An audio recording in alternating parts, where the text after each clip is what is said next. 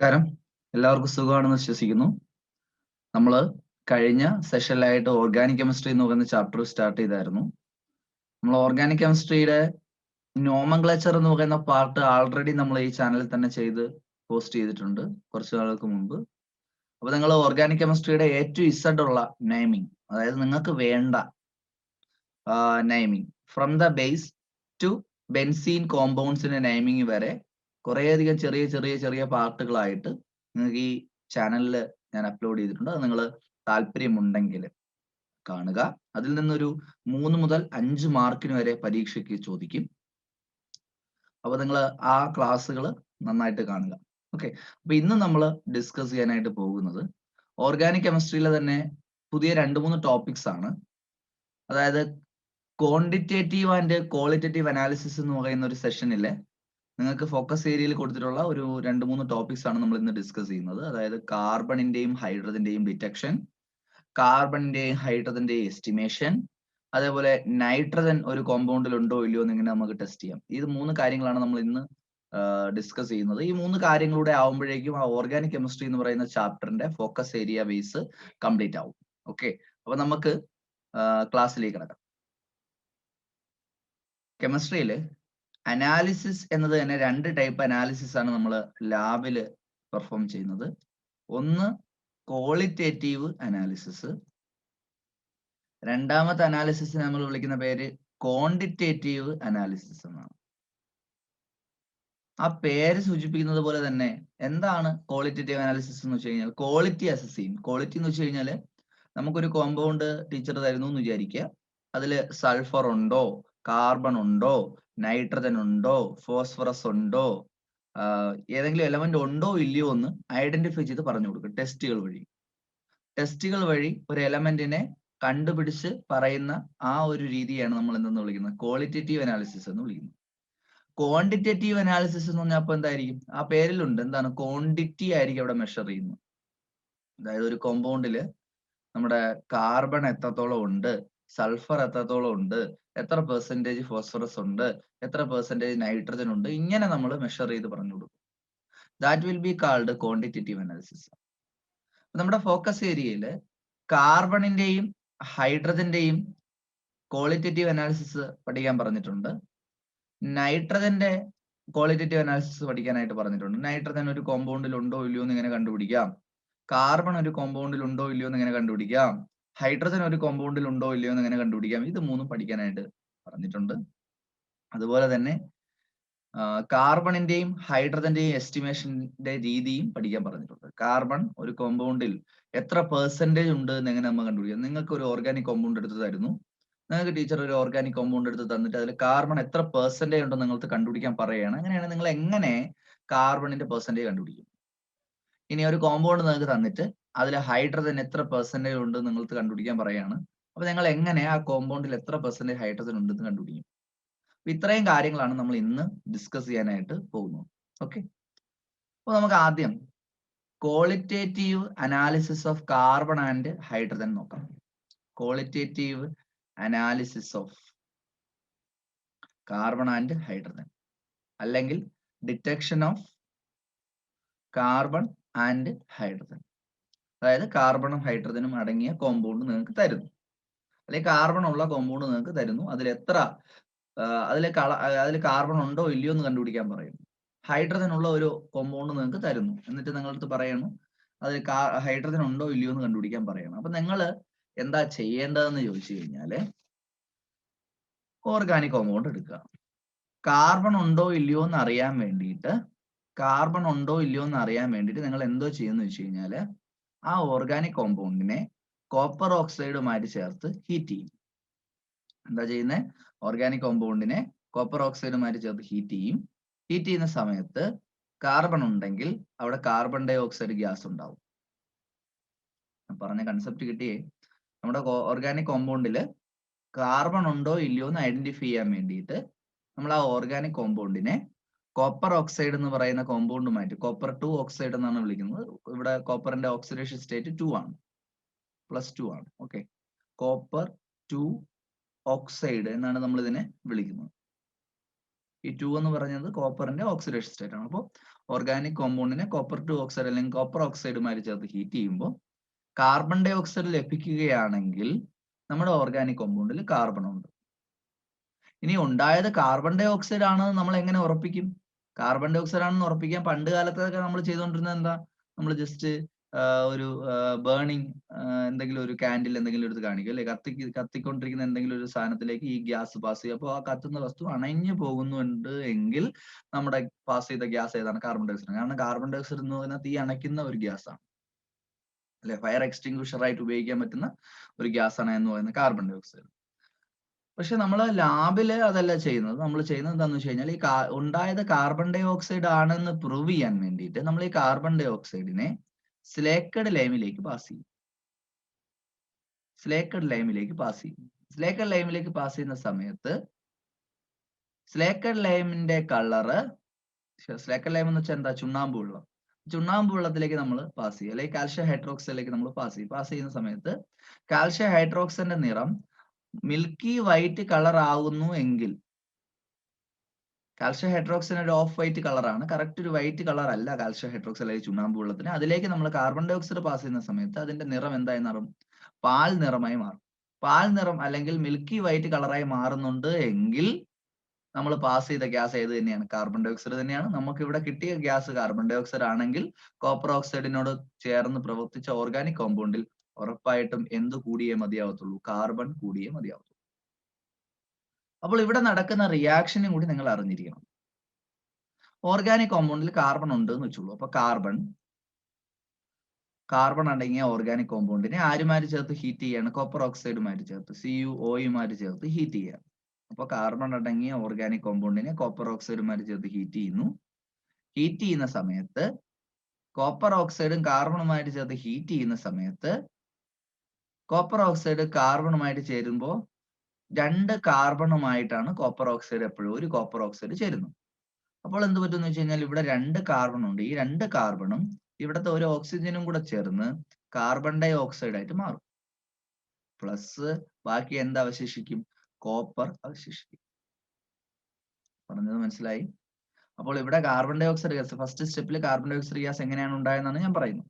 നമ്മുടെ ഓർഗാനിക് കോമ്പൗണ്ടിൽ കാർബൺ ഉണ്ടെങ്കിൽ ആ കാർബണുമായി കോപ്പർ ഓക്സൈഡ് പ്രവർത്തിക്കുന്ന സമയത്ത് കോപ്പർ ഇവിടെ നിന്ന് മാറിയിട്ട് 2 കാർബണും ഓക്സിജനോട് ചേർന്ന് കാർബൺ ഡൈ ഓക്സൈഡ് ആവും. ഇങ്ങനെയാണ് നമ്മുടെ കാർബൺ ഡൈ ഓക്സൈഡ് ഉണ്ടാവുന്നത്. നമ്മുടെ ഓർഗാനിക് കോമ്പൗണ്ടിൽ കാർബൺ ഉണ്ടെങ്കിൽ കോപ്പർ ഓക്സൈഡുമായി ചേർത്ത് ഹീറ്റ് ചെയ്യുമ്പോൾ കാർബൺ ഡൈ ഓക്സൈഡ് ഉണ്ടാവുന്നത് ഇങ്ങനെയാണ്. ഇനി ഈ കാർബൺ ഡൈ ഓക്സൈഡിനെ രണ്ടാമത് ഞാൻ ഉറപ്പിക്കാൻ വേണ്ടി എന്താ ചെയ്ത? കാർബൺ ഡൈ ഓക്സൈഡ് ഗ്യാസ് ആണ് ഉണ്ടായെന്ന് അറിയാൻ വേണ്ടി എന്താ ചെയ്തത്? സ്ലേക്കഡ് ലൈമിലേക്ക് പാസ് ചെയ്തപ്പോൾ ഒരു മിൽക്കി വൈറ്റ് കളർ സബ്സ്റ്റൻസ് അല്ലേ ഉണ്ടായത്? അത് എങ്ങനെ ഉണ്ടായെന്നാണ് അടുത്ത് പറയുന്നത്. കാർബൺ ഡൈ ഓക്സൈഡ് ഗ്യാസിനെ കാൽഷ്യം ഹൈഡ്രോക്സൈഡ് അല്ലെങ്കിൽ സ്ലേക്കഡ് ലൈമിന്റെ ഫോർമുലയാണ് CaOH ട്വൈസ്, ചുണ്ണാമ്പ് വെള്ളം. അതിലേക്ക് നമ്മൾ കാർബൺ ഡൈ ഓക്സൈഡ് പാസ് ചെയ്യുന്ന സമയത്ത് CaCO3 എന്ന് പറയുന്ന കോമ്പൗണ്ട് ഉണ്ടാവും. CaCO3 എന്ന് പറയുന്ന കോമ്പൗണ്ട് നമ്മൾ വിളിക്കുന്ന പേര് കാൽഷ്യം കാർബണേറ്റ് എന്നാണ്. ഈ കാൽഷ്യം കാർബണേറ്റ് എന്ന് പറയുന്ന കോമ്പൗണ്ട് ഉണ്ടാവുന്നത് കൊണ്ടാണ് അവിടെ എന്ത് കളർ വരുന്നത്? മിൽക്കി വൈറ്റ് കളർ അവിടെ ദൃശ്യമാവും. പറഞ്ഞത് മനസ്സിലായി? ഒരു ഓർഗാനിക് കോമ്പൗണ്ടിൽ കാർബൺ ഉണ്ടെങ്കിൽ അത് കോപ്പർ ഓക്സൈഡുമായി ചേർത്ത് ഹീറ്റ് ചെയ്യുമ്പോൾ കാർബൺ ഡൈ ഓക്സൈഡ് ആവും. കാർബൺ ഡൈ ഓക്സൈഡിനെ സ്ലേക്കഡ് ലൈം ചേർക്കുമ്പോൾ മിൽക്കി വൈറ്റ് കളർ ആവുകയാണെങ്കിൽ നമ്മുടെ ഓർഗാനിക് കോമ്പൗണ്ടിൽ കാർബൺ ഉണ്ട്. അപ്പൊ ഇവിടെ മിൽക്കി വൈറ്റ് കളർ ആയിട്ട് ഉണ്ടാവുന്ന സബ്സ്റ്റൻസ് എന്ന് പറയുന്നത് കാൽഷ്യം കാർബണേറ്റ് ആണ്. ക്ലിയർ ആണ്? ഇങ്ങനെയാണ് നമ്മൾ ഓർഗാനിക് കോമ്പൗണ്ട്. സാധാരണ ഓർഗാനിക് കോമ്പൗണ്ട് എന്ന് പറയുമ്പോഴേ കാർബൺ അടങ്ങിയ കോമ്പൗണ്ടാണ്. പക്ഷെ നിങ്ങൾക്ക് ഓർഗാനിക് കോമ്പൗണ്ട് എന്ന് പറഞ്ഞു തരുന്നില്ല. ഓർഗാനിക് കോമ്പൗണ്ട് എന്ന് പറഞ്ഞു തന്നു കഴിഞ്ഞാൽ പിന്നെ നമുക്ക് ടെസ്റ്റ് ചെയ്യേണ്ട കാര്യമില്ല. അതിൽ ടീച്ചർ ഓർഗാനിക് കോമ്പൗണ്ട് അല്ലേ, അതിൽ കാർബൺ ഉണ്ട് നമ്മൾ അപ്പൊ തന്നെ പറയും. പക്ഷെ നിങ്ങൾക്ക് അങ്ങനെ പറയുന്നില്ല.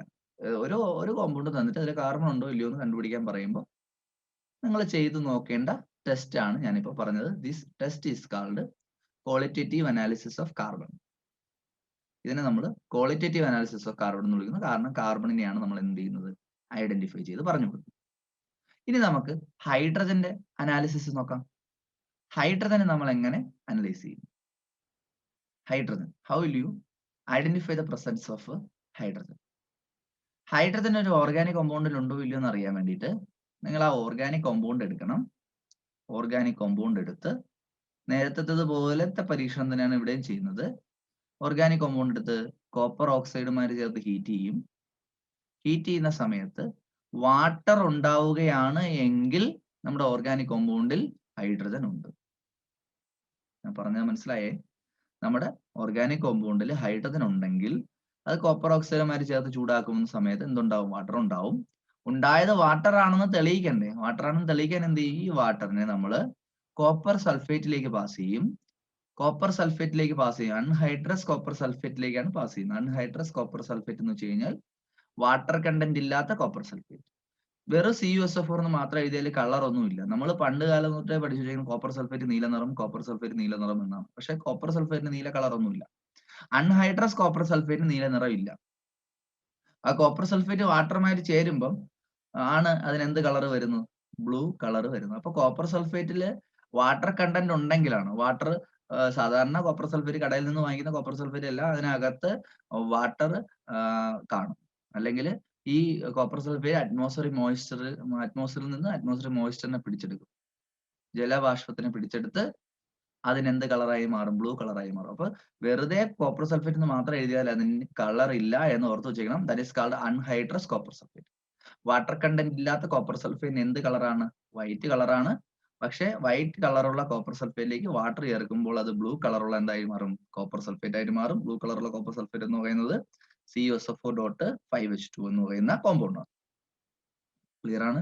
കോപ്പർ സൾഫേറ്റ് പെന്റാഹൈഡ്രേറ്റ്, കോപ്പർ സൾഫേറ്റ് പെന്റാഹൈഡ്രേറ്റ് എന്ന് പറയുന്ന കോമ്പൗണ്ട് ആണ്. അതിനാണ് എന്തുള്ളത്? Colour.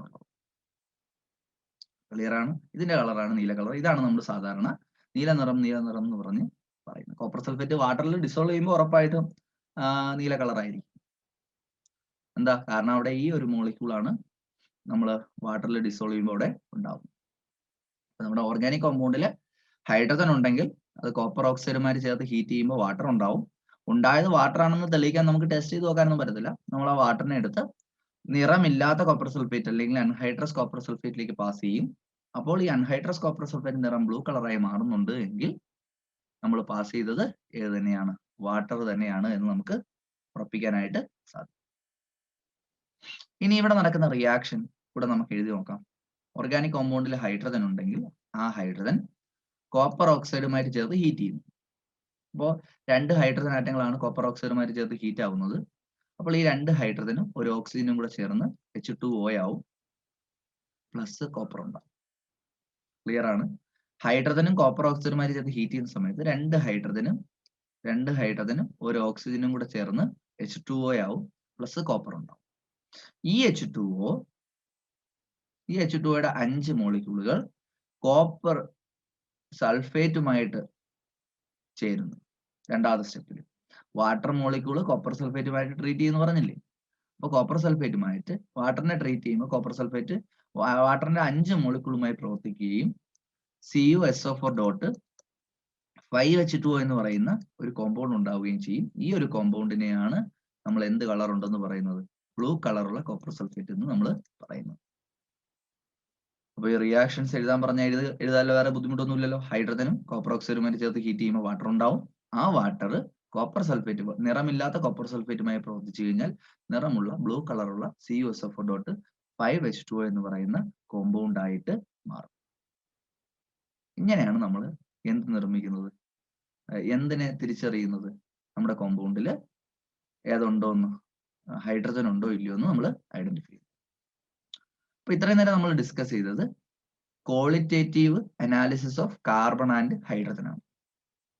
You will be provided a compound containing carbon and hydrogen, and you will be asked to find out whether carbon or hydrogen is present in that compound. This is the way by which we can identify the presence of carbon and hydrogen. നിങ്ങൾക്ക് കാർബണും ഹൈഡ്രജനും ചേരുന്ന ഒരു organic compound തന്നിട്ട് അതിൽ കാർബണും ഹൈഡ്രജനെ identify ചെയ്യാൻ പറഞ്ഞു കഴിഞ്ഞാൽ ഈ മെത്തേഡ് ഉപയോഗിച്ചിട്ടാണ് നമ്മൾ കാർബണിനെ ഹൈഡ്രജനെ എന്ത് ചെയ്യുന്നത്? ഐഡന്റിഫൈ ചെയ്യുന്നത്. അപ്പൊ നമ്മൾ അടുത്ത ഒരു ടോപ്പിക്കിലേക്ക് പോവുകയാണ്. That is called quantitative analysis of carbon and hydrogen.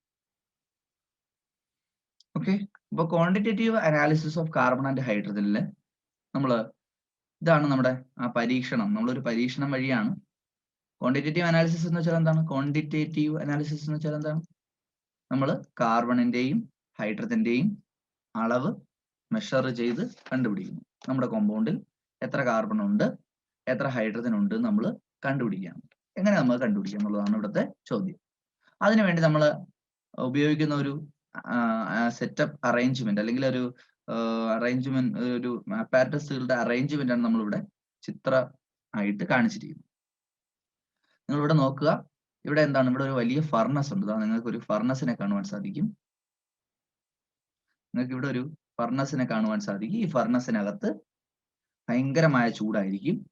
ഈ ഫർണസിനകത്ത് നമ്മൾ കോപ്പർ ഓക്സൈഡ് എന്ന് പറയുന്ന കോമ്പൗണ്ടിനെ വിതറിയിട്ടുണ്ട്.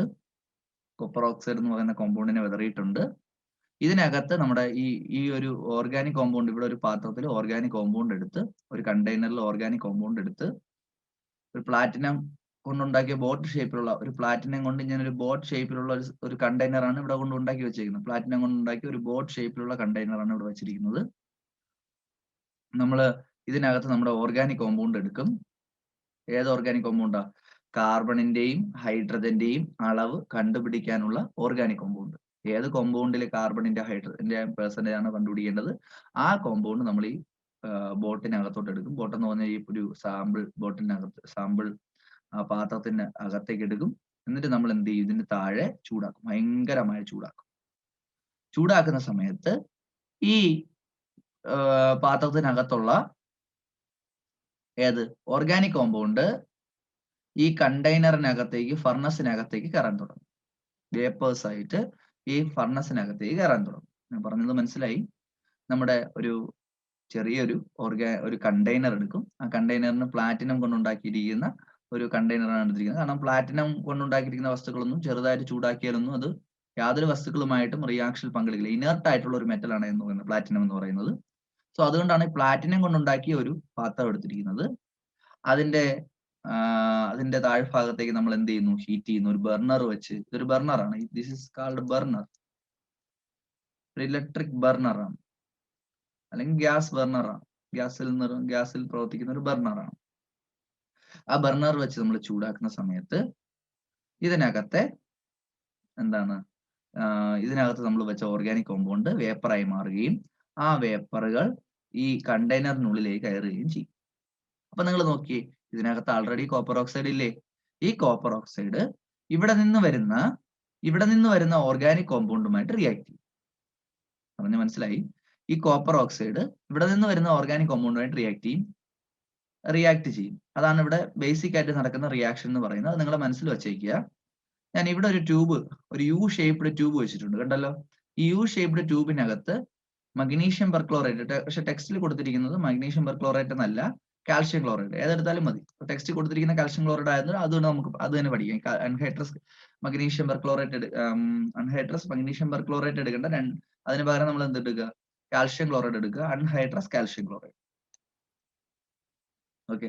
ഒരു യു ഷേപ്ഡ് ട്യൂബ് ഉണ്ട്, ഒരു യു ട്യൂബ് ഉണ്ട്. ഇവിടെ ഒരു യു ട്യൂബ് ഉണ്ട്. അപ്പൊ 2 യു ട്യൂബുകൾ ഇവിടെ വെച്ചിട്ടുണ്ട്. ഇതിന് ഒന്നാമത്തെ ട്യൂബിനകത്ത് അൺഹൈഡ്രസ് കാൽഷ്യം ക്ലോറൈഡിനെ നിറച്ചിട്ടുണ്ട്. ഫുൾ ആയിട്ട് കാൽഷ്യം ക്ലോറൈഡിനെ നിറച്ചിട്ടുണ്ട്. രണ്ടാമത്തെ യു ട്യൂബിനകത്ത് പൊട്ടാസ്യം ഹൈഡ്രോക്സൈഡിന്റെ സൊല്യൂഷൻ നിറച്ചിട്ടുണ്ട്. ഇതിനകത്ത് പൊട്ടാസ്യം ഹൈഡ്രോക്സൈഡിന്റെ സൊല്യൂഷൻ നിറച്ചിട്ടുണ്ട്. കാൽഷ്യം ക്ലോറൈഡിന്റെ പ്രത്യേകത, ഇതിന്റെ വെയിറ്റ് ആദ്യമേ നമ്മൾ കണ്ടുപിടിച്ച് വെച്ചേക്കും കേട്ടോ. ട്യൂബ് എടുക്കുന്നു, ആ ട്യൂബിനകത്ത് ഏത് നിറയ്ക്കുന്നു? Calcium chloride നിറയ്ക്കുന്നു. എന്നിട്ട് ഇതിന്റെ ടോട്ടൽ വെയിറ്റ് നമ്മൾ കണ്ടുപിടിച്ച് വെച്ചേക്കും. Suppose that will be X. Okay. ഇനി വേറൊരു ട്യൂബ് എടുക്കുന്നു, ഒരു യു ഷേപ്ഡ് ട്യൂബ് എടുക്കുന്നു. ഈ ഒരു ട്യൂബ്, ഇതിനകത്ത് ഏത് നിറയ്ക്കുന്നു? Potassium ഹൈഡ്രോക്സൈഡിന്റെ solution നിറയ്ക്കുന്നു. അതിന്റെ വാല്യൂ എന്ന് പറയുന്നത് y ആണെന്ന് വിചാരിക്കുക. അതായത് ഇതിന്റെ ടോട്ടൽ മാസ്, ഈ ട്യൂബിന്റെയും ആ ട്യൂബിനകത്ത് പൊട്ടാസ്യം ഹൈഡ്രോക്സൈഡ് നിറച്ചതിന്റെ ആകെ മാസം എന്ന് പറയുന്നത് എത്രയാണെന്ന് വിചാരിക്കുക? y ആണെന്ന് വിചാരിക്കുക. ഇനി നമ്മൾ എന്താ ചെയ്യുന്ന വെച്ച് കഴിഞ്ഞാല്, ഈ ഓർഗാനിക് കോമ്പൗണ്ട് കോപ്പർ ഓക്സൈഡ്, ഇവിടുത്തെ ഇതിനകത്തെ കോപ്പർ ഓക്സൈഡുമായിട്ട് ചേർത്ത് ഭയങ്കരമായി കുറച്ച് നേരത്തെ പറഞ്ഞായിരുന്നു, ഹീറ്റ് ചെയ്യുന്ന സമയത്ത് ഇവിടെ കാർബൺ, നമ്മുടെ ഓർഗാനിക് കോമ്പൗണ്ടിൽ കാർബൺ ഉണ്ടെങ്കിൽ, കാർബണിന്റെ അളവല്ലേ നമ്മൾ കണ്ടുപിടിക്കണം. അപ്പൊ ആൾറെഡി നമ്മുടെ ഓർഗാനിക് കോമ്പൗണ്ടിൽ കാർബൺ ഉണ്ട്. ഓർഗാനിക് കോമ്പൗണ്ടിലുള്ള carbon full carbon dioxide ആയിട്ട് മാറും. ഓർഗാനിക് കോമ്പൗണ്ടിലെ കോപ്പർ ഓക്സൈഡുമായിട്ട് ചേർത്ത് ഹീറ്റ് ചെയ്യുമ്പോൾ ഓർഗാനിക് കോമ്പൗണ്ടിലുള്ള ഹൈഡ്രജൻ മുഴുവൻ എന്തായിട്ട് മാറും? വാട്ടർ ആയിട്ട് മാറും. ഈ കാർബൺ ഡൈ ഓക്സൈഡും വാട്ടറും ഈ കണ്ടെയ്നറിനുള്ളിൽ നിന്ന് പുറത്തേക്ക് വരാൻ തുടങ്ങും. ഇത് ഈ ട്യൂബ് വഴി അകത്തേക്ക് കയറി ഇവിടെ എത്തും. ഇവിടെ എത്തുമ്പോൾ ഇവിടെ ഈ കാൽഷ്യം ക്ലോറൈഡാണ് നിറച്ചിരിക്കുന്നത്. കാൽഷ്യം ക്ലോറൈഡിന്റെ പ്രത്യേകത ഇത് വാട്ടർ അബ്സോർബിംഗ് ആണ്. അതായത് ഇവിടെ നിന്ന് ഈ ഒരു കണ്ടെയ്നറിന്റെ ഉൾവശത്ത് നിന്ന് പുറത്തേക്ക് വരുന്ന കോപ്പർ ഓക്സൈഡുമായി ചേർത്ത് ഹീറ്റ് ചെയ്യുമ്പോൾ പുറത്തേക്ക് വരുന്ന വാട്ടർ ഫുള്ള് ഈ ഒരു ട്യൂബിൽ അബ്സോർബ് ചെയ്യപ്പെടും. ഈ ട്യൂബിന്റെ വെയിറ്റ് കൂടുമല്ലോ. ട്യൂബിന്റെ വെയിറ്റ് കൂടിയപ്പോ ഈ ട്യൂബിന്റെ വെയിറ്റ് ഒരു x1 ആണെന്ന് വിചാരിക്കുക. അപ്പൊ x1 മൈനസ് x എടുത്തു കഴിഞ്ഞാൽ നമുക്ക് വാട്ടറിന്റെ അളവ് കിട്ടും. അതായത് ഇതിനകത്ത് ഈ ട്യൂബിനകത്ത് എന്താണ് ഡിസോൾവ് ചെയ്തിരിക്കുന്ന അല്ലെങ്കിൽ വലിച്ചെടുത്ത വാട്ടറിന്റെ അളവ് നമുക്ക് കിട്ടും. പറഞ്ഞ മനസ്സിലായി? ഈ ട്യൂബിനകത്ത് നമ്മൾ കാൽഷ്യം ക്ലോറൈഡ് നിറച്ചിട്ടുണ്ട്. ഈ കാൽഷ്യം ക്ലോറൈഡിന്റെ ഉള്ളിലേക്കാണ് നമ്മൾ കാർബൺ ഡൈ ഓക്സൈഡും വാട്ടറും ചേർത്ത മിക്സ്ചറിനെ പാസ് ചെയ്യുന്നത്. അപ്പോൾ ഇതിൽ കൂടെ വരുന്ന വാട്ടറിനെ ഫുൾ ആയിട്ട് ഈ ട്യൂബ് അബ്സോർബ് ചെയ്യും. ബാക്കിയുള്ള carbon dioxide gas full ഈ പൊട്ടാസ്യം ഹൈഡ്രോക്സൈഡ് അബ്സോർബ് ചെയ്യും. കാരണം പൊട്ടാസ്യം ഹൈഡ്രോക്സൈഡിന് കാർബൺ ഡൈ ഓക്സൈഡ് അബ്സോർബ് ചെയ്യാനുള്ള കഴിവുണ്ട്. അപ്പൊ ഇതിന്റെയും വെയിറ്റ് കൂടും. കൂടിയ വെയിറ്റ് y1 ആണെന്ന് വിചാരിക്കുക. അപ്പോൾ y1 മൈനസ് y എടുത്തു കഴിഞ്ഞാൽ നമുക്ക് ഏതിന്റെ മാസ് കിട്ടും? കാർബൺ ഡൈ ഓക്സൈഡിന്റെ മാസ് കിട്ടും. വാട്ടറിന്റെ മാസിനെ m1 എന്നും കാർബൺ ഡൈ ഓക്സൈഡിന്റെ മാസിനെ m2 എന്നും നമ്മൾ കൊടുക്കുന്നു. ക്ലിയർ ആണ്? മനസ്സിലാക്കാൻ ഇത്തിരി ബുദ്ധിമുട്ടാണ്. ഞാൻ ഒരു പ്രാവശ്യം കൂടി പറയാം എന്താണ് ഇവിടെ സംഭവിക്കുന്നത്. നമ്മളൊരു ട്യൂബ് എടുത്തിട്ടുണ്ട്. ആ യു ഷേപ്ഡ് ട്യൂബില് നമ്മൾ മഗ്നീഷ്യം പെർക്ലോറേറ്റ് അല്ല, ഏതാണ്? കാൽഷ്യം ക്ലോറൈഡ് ആണ് നിറച്ചിരിക്കുന്നത്. കാൽഷ്യം ക്ലോറൈഡിന്റെ പ്രത്യേകത ഇതിന് വാട്ടർ അബ്സോർബ് ചെയ്യാനുള്ള കഴിവുണ്ട്. അപ്പൊ ഇതിന്റെ ആകെ ഭാരം കണ്ടുപിടിച്ചതിന് ശേഷമാണ് ഇത് ഇവിടെ കണക്ട് ചെയ്യുന്നത്. വേറൊരു യു ഷേപ്ഡ് ട്യൂബ് എടുത്തിട്ടുണ്ട്. ഈ യു ഷേപ്ഡ് ട്യൂബിന്റെ പ്രത്യേകത ഇതിനകത്ത് പൊട്ടാസ്യം ഹൈഡ്രോക്സൈഡ് സൊല്യൂഷൻ നിറച്ചിട്ടുണ്ട്. പൊട്ടാസ്യം ഹൈഡ്രോക്സൈഡിന്റെ പ്രത്യേകത കാർബൺ ഡൈ ഓക്സൈഡ് അബ്സോർബ് ചെയ്യാനുള്ള കഴിവുണ്ട്. ഈ യു ട്യൂബിന്റെ പൊട്ടാസ്യം ഹൈഡ്രോക്സൈഡ് നിറച്ചിട്ട് വെയിറ്റ് എടുത്ത്, അതായത് tube plus potassium hydroxide weight എടുത്തിട്ടാണ് നമ്മൾ ഇവിടെ കൊണ്ട് ഫിറ്റ് ചെയ്യുന്നത്. എന്നിട്ട് നമ്മൾ എന്ത് ചെയ്യും? ഇവിടെ ഓർഗാനിക് കോമ്പൗണ്ട് എടുത്തിട്ട് നമ്മൾ ഹീറ്റ് ചെയ്യും. അപ്പോൾ ഓർഗാനിക് കോമ്പൗണ്ട് വേപ്പർ ആയിട്ട് ഈ സൊല്യൂഷനിലോട്ട് ഈ ഒരു ഫർണസിനകത്തോട്ട് കയറും. ഫർണസിനകത്തോട്ട് കയറുമ്പോൾ അത് കോപ്പർ ഓക്സൈഡ് ഉണ്ട്. കോപ്പർ ഓക്സൈഡ് ഓർഗാനിക് കോമ്പൗണ്ട് ചേർത്ത് ഹീറ്റ് ആവും. ഹീറ്റ് ആവുന്ന സമയത്ത് അവിടെ നിന്ന് വാട്ടറും കാർബൺ ഡൈ ഓക്സൈഡും പുറത്തേക്ക് വരും. ഇതിനെ നമ്മൾ ഈ ട്യൂബിലോട്ട് കടത്തി വിടുമ്പോൾ ഈ ട്യൂബിലേക്ക് എത്തുമ്പോൾ ആദ്യം നമ്മൾ ഓർഗാനിക് കോമ്പൗണ്ടിലുള്ള വാട്ടറിനെ ഇവിടെ അബ്സോർബ് ചെയ്യപ്പെടും. ഓർഗാനിക് കോമ്പൗണ്ടിലുള്ള കാർബൺ ഡൈ ഓക്സൈഡിനെ ഇവിടെ അബ്സോർബ് ചെയ്യപ്പെടും. സ്വാഭാവികമായിട്ട് ഇതിന്റെ വെയിറ്റ് കൂടും. ഇത് കൂടിയ വെയിറ്റ് എന്ന് പറയുന്ന വാട്ടറിന്റെ അളവായിരിക്കും നമുക്ക് കൂടിയ വെയിറ്റ് എന്ന് പറയുന്നത്. ഇവിടെ എത്ര വെയിറ്റ് കൂടിയോ അതെന്ന് പറയുന്നത് അബ്സോർബ് ചെയ്യപ്പെട്ട കാർബൺ ഡൈ ഓക്സൈഡിന്റെ അളവായിരിക്കും. അപ്പൊ ഇവിടെ അബ്സോർബ് ചെയ്യപ്പെട്ട വാട്ടറിന്റെ അളവിനെ m1 എന്നും ഇവിടെ അബ്സോർബ് ചെയ്യപ്പെട്ട കാർബൺ ഡൈ ഓക്സൈഡിന്റെ അളവിനെ m2 എന്നും എടുക്കുന്നു. ഇവിടെ നമ്മൾ ഫസ്റ്റ് എടുത്ത ഓർഗാനിക് കോമ്പൗണ്ടിന്റെ മാസ് m എന്ന് എടുക്കുന്നു. ഇത്രയും അറിയാമെങ്കിൽ നമുക്ക് പെർസെന്റേജ് ഓഫ് കാർബണും ഹൈഡ്രജനും കണ്ടുപിടിക്കാൻ സാധിക്കും. ഒന്നും കൂടെ പറയുന്നു, നമ്മൾ എടുത്തിരിക്കുന്ന ഓർഗാനിക് കോമ്പൗണ്ടിന്റെ മാസ് m ആണ്. നമുക്ക് ഇവിടെ കിട്ടിയ ഈ കണ്ടെയ്നറിനകത്ത് ഈ ഒരു ട്യൂബിനകത്ത് അബ്സോർബ് ചെയ്യപ്പെട്ട വാട്ടറിന്റെ അളവ് m1 ആണ്. ഇവിടെ ഈ പൊട്ടാസ്യം ഹൈഡ്രോക്സൈഡിൽ ഡിസോൾവ് ചെയ്തിരിക്കുന്ന അല്ലെങ്കിൽ അബ്സോർബ് ചെയ്യപ്പെട്ട കാർബൺ ഡൈ ഓക്സൈഡിന്റെ അളവ് m2 ആണ് എന്ന് വിചാരിക്കുക. അങ്ങനെയാണെങ്കിൽ നമുക്ക് ഇവിടെ ഉള്ള ഈ കോമ്പൗണ്ടിലുള്ള പെർസെന്റേജ് ഓഫ് കാർബൺ കണ്ടുപിടിക്കാം. പെർസെന്റേജ് ഓഫ് കാർബൺ കണ്ടുപിടിക്കുന്ന ഇക്വേഷൻ ഇങ്ങനെയാണ്: 44 into m 12 into m2 into 100.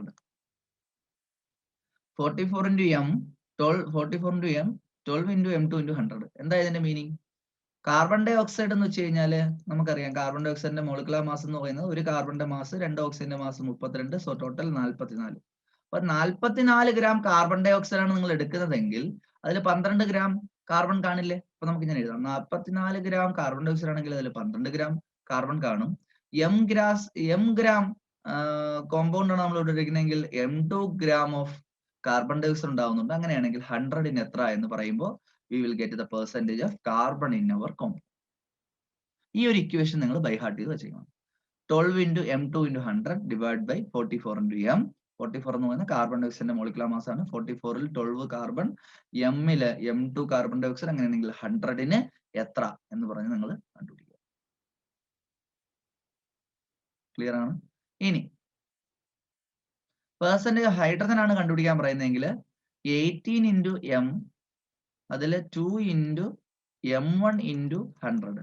അതായത് വാട്ടറിന്റെ ഫോർമുല നിങ്ങൾക്ക് അറിയാലോ, H2O അല്ലെ? H2Oയില് H2 ഹൈഡ്രജന്റെ മാസ് 2, ഒരു ഓക്സിജന്റെ മാസ് 16, സോ ടോട്ടൽ 2 + 16 18. അപ്പോൾ 18 ഗ്രാം എന്താണ് മോളിക്കുലർ മാസ് 18 എന്ന് വെച്ചാൽ അതിന്റെ മീനിങ് എന്താ? 18 ഗ്രാം വാട്ടർ ആണ് നിങ്ങൾ എടുക്കുന്നതെങ്കിൽ അതിൽ 2 ഗ്രാം ഹൈഡ്രജൻ ഉണ്ടാവും. 18 ഗ്രാം വാട്ടറാണ് എടുക്കുന്നതെങ്കിൽ അതിൽ 2 ഗ്രാം ഹൈഡ്രജൻ ഉണ്ടാവും. ഓർക്കാനുള്ള വഴിയാണ് ഞാൻ പറഞ്ഞിരുന്നത്. 18 ഗ്രാം കാർബൺ ആണ് എടുക്കുന്നതെങ്കിൽ കാർബണിന്റെ വാട്ടറാണ് എടുക്കുന്നതെങ്കിൽ അതിൽ 2 ഗ്രാം ഹൈഡ്രജൻ കാണും. എം മാസ് കോമ്പൗണ്ട് ആണ് നിങ്ങൾ എടുക്കുന്നതെങ്കിൽ അതിൽ M1 എമൗണ്ട് വാട്ടർ ഉണ്ടാവുന്നുണ്ട്. അങ്ങനെയാണെങ്കിൽ 100ന് എത്ര എന്ന് പറയുമ്പോൾ we will get the percentage of hydrogen. ഓർത്തോളുക, M is the mass of organic compound taken, M1 is the mass of water formed, M2 is the mass of carbon dioxide formed. അപ്പൊ ഈ ഒരു ഡേറ്റയിൽ നിന്ന് നമുക്ക് എന്തിനെ ഐഡന്റിഫൈ ചെയ്യാൻ കഴിയും? കാർബണിന്റെയും ഹൈഡ്രജന്റെയും percentage നമുക്ക് identify ചെയ്യാനായിട്ട് സാധിക്കും. ഇനി നമ്മൾ അപ്പോ കാർബണിന്റെയും ഹൈഡ്രജന്റെയും ക്വാളിറ്റേറ്റീവ് അനാലിസിസും പഠിച്ചു, ക്വാണ്ടിറ്റേറ്റീവ് അനാലിസിസും പഠിച്ചു. അതായത് നിങ്ങൾക്ക് ഒരു കോമ്പൗണ്ട് തന്നു കഴിഞ്ഞാൽ അതിൽ കാർബൺ ഉണ്ടോ ഹൈഡ്രജൻ ഉണ്ടോ നിങ്ങൾ എങ്ങനെ ഐഡന്റിഫൈ ചെയ്യുമെന്ന് ഞാൻ പറഞ്ഞു. അതേപോലെ ഒരു കോമ്പൗണ്ട് തന്നു കഴിഞ്ഞാൽ അതിൽ എത്ര പെർസെന്റേജ് കാർബൺ ഉണ്ട്, എത്ര പെർസെന്റേജ് ഹൈഡ്രജൻ ഉണ്ടെന്ന് ഐഡന്റിഫൈ ചെയ്യുന്ന രീതിയും നമ്മൾ പറഞ്ഞു. ഇനി നമുക്ക് ഡിസ്കസ് ചെയ്യാനുള്ളത് എന്താണ്? Detection of other element, detection of nitrogen ആണ്. Detection test for nitrogen. നൈട്രജനെ നമുക്ക് എങ്ങനെ ടെസ്റ്റ് ചെയ്യാം? നൈട്രജനെ ടെസ്റ്റ് ചെയ്യാൻ വേണ്ടിയിട്ട് നിങ്ങൾ ചെയ്യേണ്ടത് ഇത്ര മാത്രം. ഓർഗാനിക് കോമ്പൗണ്ട് എടുക്കുക. നിങ്ങൾക്ക് ഒരു ഓർഗാനിക് കോമ്പൗണ്ട് തന്നിട്ട് അതിൽ നിങ്ങളോട് ചോദിക്കുകയാണ് നൈട്രജൻ ഉണ്ടോ ഇല്ലയോ എന്ന് കണ്ടുപിടിക്കാൻ പറയാം.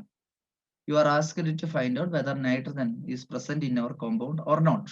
നമ്മുടെ കോമ്പൗണ്ടിൽ നൈട്രജൻ ഉണ്ടോ ഇല്ലയോ എന്ന് കണ്ടുപിടിക്കാൻ പറഞ്ഞു കഴിഞ്ഞാൽ നമ്മൾ ഓർഗാനിക് കോമ്പൗണ്ട് എടുത്തിട്ട് നമ്മൾ എന്ത് ചെയ്യുന്നു വെച്ച് കഴിഞ്ഞാൽ ആദ്യം സോഡിയം മെറ്റലുമായി ചേർത്ത് ഹീറ്റ് ചെയ്യണം.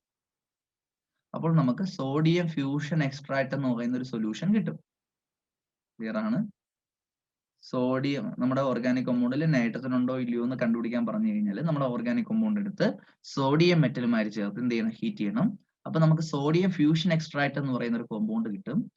ഈ സോഡിയം ഫ്യൂഷൻ എക്സ്ട്രാക്ട് ഉണ്ടാക്കുന്ന ഈ ഒരു സ്റ്റെപ്പിനെ നമ്മൾ വിളിക്കുന്ന പേര് ലസൈനീസ് ടെസ്റ്റ് എന്നാണ്.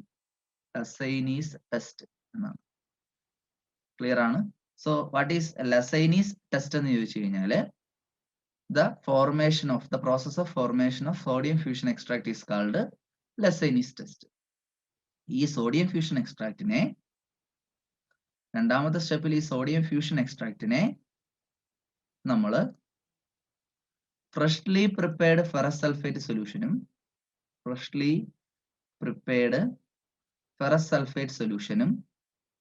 ഫെറസ് സൾഫേറ്റിന്റെ ഫോർമുല എന്താണ്? FeSO4 എന്നാണ്. ഫ്രഷ്ലി പ്രിപ്പയർഡ് ഫെറസ് സൾഫേറ്റ് സൊല്യൂഷനും കോൺസെൻട്രേറ്റഡ് H2SO4 ചേർത്ത് ഹീറ്റ് ചെയ്യും. ഹീറ്റ് ചെയ്യുന്ന സമയത്ത് if you are getting a Prussian blue colour, Prussian blue എന്ന് പറഞ്ഞാൽ നല്ല ഡാർക്ക് ബ്ലൂ അല്ലെ, ഒരു സ്പെഷ്യൽ ടൈപ്പ് ഓഫ് ബ്ലൂ കളറാണ്, നല്ല ഡാർക്ക് ബ്ലൂ കളറാണ്, സ്കൈ ബ്ലൂവിനെക്കാളും ഡീപ്പ് ബ്ലൂ കളർ എന്ന് വേണമെങ്കിൽ നമുക്ക് പറയാം. ഒരു പ്രഷ്യൻ ബ്ലൂ കളർ കിട്ടുകയാണെങ്കിൽ അവിടെ നമ്മുടെ കോമ്പൗണ്ടിൽ എന്തുണ്ട്? Presence of nitrogen is confirmed എന്ന് പറയാം. അപ്പോ ഓർത്തോളുക, ഒരു കോമ്പൗണ്ടില് നൈട്രജൻ ഉണ്ടോ ഇല്ലയോ നമ്മൾ എങ്ങനെ ഐഡന്റിഫൈ ചെയ്യുമെന്ന് ചോദിച്ചു കഴിഞ്ഞാൽ 2 സ്റ്റെപ്പാണ് നമ്മൾ അവിടെ ചെയ്യേണ്ടത്. ആദ്യം ഓർഗാനിക് കോമ്പൗണ്ടിനെ സോഡിയവുമായി ചേർത്ത് ഹീറ്റ് ചെയ്യുക. ഹീറ്റ് ചെയ്യുമ്പോൾ അവിടെ എന്തുണ്ടാവും? സോഡിയം ഫ്യൂഷൻ എക്സ്ട്രാക്ട് ഉണ്ടാവും.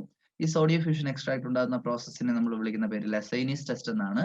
ഈ സോഡിയം ഫ്യൂഷൻ എക്സ്ട്രാക്റ്റിനെ ഫ്രഷ്ലി പ്രിപ്പയർഡ് ഫെറസ് സൾഫേറ്റ് സൊല്യൂഷനും കോൺസെൻട്രേറ്റഡ് H2SO4 സൊല്യൂഷനോട് ചേർത്ത് ഹീറ്റ് ചെയ്യുക. So if you are getting a Prussian blue colour then it will be indicating the presence of nitrogen in our compound. Clear ആണ്? ഞാൻ English പറയുന്ന sentence നിങ്ങൾ അതേപോലെ പരീക്ഷയ്ക്ക് എഴുതിയാൽ മതി. നിങ്ങൾ കൂടുതലായിട്ട് ഒന്നും നിങ്ങൾ നോട്ട്സോ ഒന്നും പ്രിപ്പയർ ചെയ്യണ്ട. ഞാൻ ഈ പറയുന്ന സെന്റൻസുകൾ തന്നെ നിങ്ങളൊന്ന് എഴുതിയെടുത്ത് എന്ത് ചെയ്യാൽ മതി? ഒന്നുകൂടെ എഴുതിയെടുക്കാൻ പറ്റുന്നില്ല എന്നുണ്ടെങ്കിൽ സ്പീഡിലാണ് ഞാൻ പറഞ്ഞു പോകുന്നുണ്ടെങ്കിൽ നിങ്ങൾ എന്ത് ചെയ്യുക? ആ വീഡിയോ ഒന്ന് ബാക്ക് ആക്കിയതിനു ശേഷം ഒന്നുകൂടെ ഒന്ന് കണ്ട് ആ നോട്ട്സ് എഴുതിയെടുത്ത് നിങ്ങൾ അതേപോലെ അങ്ങ് പഠിച്ചാൽ മതി. ഈ സ്റ്റെപ്പുകളൊക്കെ അതേപോലെ എഴുതിയാൽ മതി, നിങ്ങൾക്ക് ഫുൾ മാർക്ക് കിട്ടും. ഓക്കെ, അപ്പൊ നമുക്ക് നോക്കാം ഇവിടെ എന്താണ് സംഭവിക്കുന്നത്. ഇവിടെ നടക്കുന്ന നമ്മൾ ആസ് എ കെമിസ്ട്രി സ്റ്റുഡന്റ് നമുക്ക് ഇങ്ങനെ മാത്രം പറഞ്ഞാൽ പോരാ. നമ്മൾ എന്ത് പറഞ്ഞു കഴിഞ്ഞാലും നമുക്ക് അതിനൊരു വ്യക്തമായ കാരണം നമ്മുടെ കയ്യിലുണ്ട് അല്ലെ. എന്തുകൊണ്ട് ഇവിടെ ബ്ലൂ കളർ ഉണ്ടാവുന്നു, അല്ലെങ്കിൽ എന്താണ് സോഡിയം ഫ്യൂഷൻ എക്സ്ട്രാക്റ്റിൽ ഉണ്ടാവുന്ന കെമിക്കൽ, അല്ലെങ്കിൽ അവിടെ ഉണ്ടാവുന്ന കോമ്പൗണ്ട് ഏതാണ് അല്ലെ. അപ്പൊ നമുക്ക് നോക്കാം. ഓർഗാനിക് കോമ്പൗണ്ട് ഇല്ല, നമ്മുടെ ഓർഗാനിക് കോമ്പൗണ്ട് ആകുമ്പോൾ അതിൽ കാർബൺ എന്തായാലും ഉണ്ടാവുമല്ലോ. നൈട്രജൻ കൂടെ ഉണ്ട് എന്നാണ് ഞാൻ പറഞ്ഞത്. അപ്പൊ നൈട്രജൻ ഉണ്ടെങ്കിലാണ് ഈ ടെസ്റ്റ് നമുക്ക് കിട്ടുന്നത് അല്ലെ. അപ്പൊ ഫസ്റ്റ് സ്റ്റെപ്പിൽ ഇത് സെക്കൻഡ് സ്റ്റെപ്പ്. ഫസ്റ്റ് സ്റ്റെപ്പിന്റെ ഇക്വേഷൻ ആണ് ഞാൻ പറയുന്നത്. നമ്മുടെ ഓർഗാനിക് കോമ്പൗണ്ടിൽ കാർബൺ ഉണ്ടെന്ന് വെച്ചു. അങ്ങനെയാണെങ്കിൽ നമ്മൾ നൈട്രജനുമായിട്ട് ചേർത്തിട്ട് സോഡിയം ചേർത്ത് ഹീറ്റ് ചെയ്യുന്നു.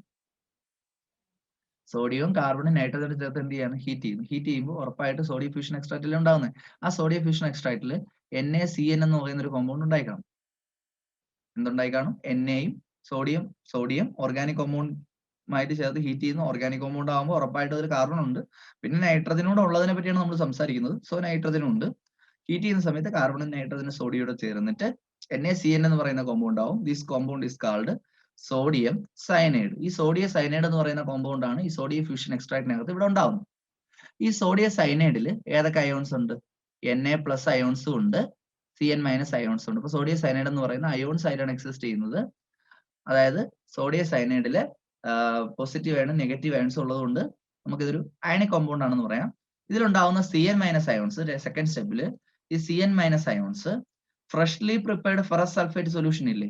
ഫ്രഷ്ലി പ്രിപ്പയർഡ് ഫെറസ് സൾഫേറ്റ് സൊല്യൂഷനിലെ Fe2+, ഫെറസ് എന്ന് വെച്ചാൽ Fe2+ എന്നാണ്. Fe2+ അയണുകളുമായി പ്രവർത്തിക്കും.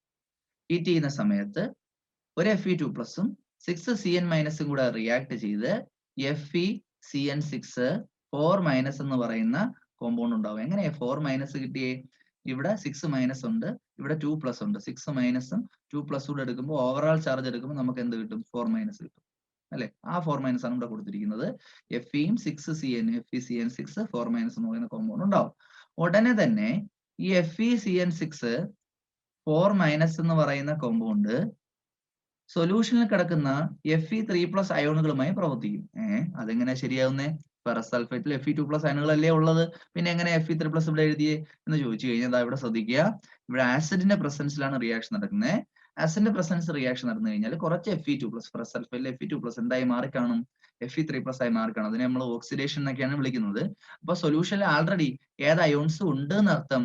Fe3+ അയോൺസ് ഉണ്ട് എന്നർത്ഥം. അപ്പൊ FeCN6 4- എന്ന് പറയുന്ന കോമ്പൗണ്ട് Fe3+ എന്ന് പറയുന്ന കോമ്പൗണ്ടുമായിട്ട് റിയാക്ട് ചെയ്യുന്ന സമയത്ത് എന്തോ പറ്റും എന്ന് ചോദിച്ചു കഴിഞ്ഞാല് നമ്മുടെ ഇവിടെ ഇത് 3 മോളിക്യൂൾസ് ഇതിന്റെ 4 മോളിക്യൂൾസുമായിട്ടാണ് റിയാക്ട് ചെയ്യുന്നത്. അപ്പോൾ ഇൻ പ്രസൻസ് ഓഫ് വാട്ടർ മീഡിയത്തിലാണ് റിയാക്ഷൻ നടക്കുന്നത്. എത്ര വാട്ടർ മോളിക്യൂൾസ് എന്ന് വെച്ച് കഴിഞ്ഞാൽ X നമ്പർ ഓഫ് വാട്ടർ മോളിക്യൂൾസിന്റെ പ്രസൻസിലാണ് റിയാക്ഷൻ നടക്കുന്നത്. എത്ര വാട്ടർ മോളിക്യൂൾസ് ആണോ ആവാം. അപ്പൊ ഈ റിയാക്ഷൻ നടക്കുന്ന സമയത്ത് Fe4 FeCN6 thrice dot XH2O എന്ന് പറയുന്ന ഒരു കോമ്പൗണ്ട് ഉണ്ടാവും. Fe4 FeCN6 thrice dot XH2O എന്ന് പറയുന്ന കോമ്പൗണ്ട് ഉണ്ടാവും. ഈ കോമ്പൗണ്ടിന്റെ കളറാണ് എന്ത് കളർ എന്ന് പറയുന്നത്? പ്രഷ്യൻ ബ്ലൂ കളർ എന്ന് പറയും. അപ്പൊ പ്രഷ്യൻ ബ്ലൂ കളർ ഉണ്ടാവാനുള്ള കാരണമായിട്ടുള്ള കോമ്പൗണ്ട് എന്ന് വെച്ചാൽ Fe4 FeCN6 thrice dot XH2O എന്ന് പറയുന്ന കോമ്പൗണ്ട് ആണ്. ത്രൈസ് എന്ന് വെച്ചാൽ വെളിയിൽ 3. ഓക്കെ, ത്രൈസ് ഡോട്ട് XH2O എന്ന് പറയുന്ന കോമ്പൗണ്ട് ആണ് ഇവിടെ ഉണ്ടാവുന്നത്. അതുകൊണ്ടാണ് ഇതിന് എന്ത് കളർ വരുന്നത്? ബ്ലൂ കളർ കിട്ടുന്നത്. ക്ലിയർ ആണ്? ആ റിയാക്ഷൻ ഒന്നും കൂടെ പറയുന്നു. സോഡിയം ഫ്യൂഷൻ എക്സ്ട്രാക്റ്റിന്റെ സമയത്ത് കാർബണും നൈട്രജനും സോഡിയം ചേർത്ത് ഹീറ്റ് ചെയ്യുന്നു. ഹീറ്റ് ചെയ്ത് കഴിഞ്ഞാല് സോഡിയം സയനൈഡ് ഉണ്ടാവും. സോഡിയം സയനൈഡിൽ Na+ Cn- അയോൺസ് ഉണ്ട്. ഈ Cn- അയോൺസ് Fe2+മായിട്ട് പ്രവർത്തിക്കുന്ന സമയത്ത് FeCN6 4- എന്ന് പറയുന്ന കോമ്പൗണ്ട് ഉണ്ടാവും. FeCN6 4- Fe3+ ആയിട്ട് റിയാക്ട് ചെയ്യുന്നു. വാട്ടറിന്റെ പ്രസൻസിൽ റിയാക്ട് ചെയ്യുമ്പോൾ Fe4 FeCN6 thrice dot XH2O. X എന്ന് പറയുന്നത് ഏതെങ്കിലും ഒരു നമ്പർ ആവാം, 1 ആവാം, 2 ആവാം, 3 ആവാം. എത്ര വാട്ടർ മോളിക്യൂളാണ് റിയാക്ട് ചെയ്യുന്നത് അത്രയും വാട്ടർ മോളിക്യൂളിന്റെ എണ്ണം അവിടെ കൊടുക്കുക. ഈ ഒരു കോമ്പൗണ്ട് ഉണ്ടാവുന്നത് കൊണ്ടാണ് അവിടെ പ്രഷ്യൻ ബ്ലൂ കളർ വരുന്നത്. എന്റെ ഒരു ഡൗട്ട്, എന്തിനാണ് ഇത്രയും ടെസ്റ്റുകൾ നമ്മൾ ചെയ്യുന്നത്? ഓർഗാനിക് കോമ്പൗണ്ടിനെ ഡയറക്റ്റ് എടുത്ത് ഈ ടെസ്റ്റ് ചെയ്താൽ പോരെ? എന്തിനാ ഓർഗാനിക് കോമ്പൗണ്ടിനെ സോഡിയം ഫ്യൂഷൻ എക്സ്ട്രാക്ട് ആക്കിയിട്ട് ആ സോഡിയം ഫ്യൂഷൻ എക്സ്ട്രാക്ട് വെച്ചിട്ട് ഈ പരീക്ഷണം ചെയ്യുന്നത്? കാരണം ഈ പരീക്ഷണം വഴി നമുക്ക് പ്രഷ്യൻ ബ്ലൂ കളർ അല്ലെങ്കിൽ ഈ ഒരു കോമ്പൗണ്ട് ഉണ്ടാവണമെങ്കിൽ നമ്മുടെ സൊല്യൂഷനിൽ അയോണുകൾ ഉണ്ടാവണം. നമ്മുടെ സൊല്യൂഷനിൽ അയോണുകൾ, ഈ Cn- എന്ന് പറയുന്ന അയോൺ ഉണ്ടായാൽ മാത്രമേ നമുക്ക് ഈ ഒരു കോമ്പൗണ്ട് അവസാനം പ്രോഡക്റ്റ് ആയിട്ട് കിട്ടത്തുള്ളൂ. അപ്പൊ അയോണുകൾ ഉണ്ടാവണം. പക്ഷെ നമ്മുടെ ഓർഗാനിക് കോമ്പൗണ്ടിൽ കോവാലന്റ് ബോണ്ടുകളാണുള്ളത്, അയണിക് ബോണ്ട് അല്ല. കോവാലന്റ് ബോണ്ടിൽ അയോണുകളൊന്നുമില്ല. കോവാലന്റ് കോമ്പൗണ്ടുകളിൽ അയോണുകളൊന്നും കാണപ്പെടുന്നില്ല. അപ്പോൾ കോവാലന്റ് കോമ്പൗണ്ട് ആയിട്ടുള്ള ഓർഗാനിക് കോമ്പൗണ്ടിനെ സോഡിയമായിട്ട് ചേർത്ത് ഹീറ്റ് ചെയ്യുമ്പോൾ അയണിക് കോമ്പൗണ്ട് ആയിട്ട് മാറും. അപ്പൊ സോഡിയം ഫ്യൂഷൻ എക്സ്ട്രാക്ട് ആക്കി മാറ്റുന്നത് കോവാലന്റ് കോമ്പൗണ്ട് ആയിട്ടുള്ള ഓർഗാനിക് കോമ്പൗണ്ടിനെ എന്താക്കി മാറ്റാൻ വേണ്ടിയിട്ടാണ്? അയണിക് കോമ്പൗണ്ട് ആക്കി മാറ്റാൻ വേണ്ടിയിട്ടാണ്. അപ്പൊ സോഡിയം ഫ്യൂഷൻ എക്സ്ട്രാക്റ്റിനുള്ളില് അയോൺസ് ഉണ്ടാവും. ഏതൊക്കെ അയോൺസ് ഉണ്ടാവും? Na+ Cn- അയോൺസ് അല്ലെ? അപ്പൊ കാർബൺ അടങ്ങിയ കോവാലന്റ് കോമ്പൗണ്ടുകളെ അയോണിക് കോമ്പൗണ്ടായ സോഡിയം സയനൈഡ് പോലുള്ള കോമ്പൗണ്ടുകളാക്കി മാറ്റാൻ വേണ്ടിയിട്ടാണ് നമ്മൾ എന്ത് ചെയ്യുന്നത്? രാസൈനിക് ടെസ്റ്റ് ചെയ്യുന്നത്. അയോണിക് കോമ്പൗണ്ടാക്കി മാറ്റിയാലേ അതിൽ അയോൺസ് ഉണ്ടാകത്തുള്ളൂ. അയോൺസ് ഉണ്ടെങ്കിൽ മാത്രമേ നമുക്ക് ടെസ്റ്റ് വഴി അതിനെ ഐഡന്റിഫൈ ചെയ്യാനായിട്ട് സാധിക്കൂ. അപ്പൊ കോവാലന്റ് കോമ്പൗണ്ടുകളെ റിയാക്റ്റീവ് ആയിട്ടുള്ള അയണിക് കോമ്പൗണ്ടുകളാക്കി മാറ്റുവാൻ വേണ്ടിയിട്ടാണ് നമ്മൾ ആദ്യം ലെസൈനീസ് ടെസ്റ്റ് എന്ന് പറയുന്ന ഒരു ടെസ്റ്റ് വഴി സോഡിയം ഫ്യൂഷൻ എക്സ്ട്രാക്ട് ഉണ്ടാക്കുന്നത്. അപ്പൊ നമ്മൾ ഇത്രയുമാണ് നമ്മുടെ organic chemistry some basic principles and techniques എന്ന് പറയുന്ന പോർഷനിൽ ഫോക്കസ് ഏരിയ ആയിട്ട് നിങ്ങൾക്ക് കൊടുത്തിരിക്കുന്നു. അപ്പൊ നിങ്ങൾ നന്നായിട്ട് പഠിക്കുക. കാരണം നമ്മുടെ organic chemistry some basic principles and techniques എന്ന് പറയുന്ന 12ാമത്തെ ചാപ്റ്റർ നമ്മൾ കംപ്ലീറ്റ് ചെയ്തിട്ടുണ്ട്. അതിന്റെ nomenclature of organic compounds full ആയിട്ട് കുറേയധികം വീഡിയോസ് ഞാൻ ഈ ചാനലിൽ അപ്ലോഡ് ചെയ്തിട്ടുണ്ട്. അത് നിങ്ങൾ കാണുക.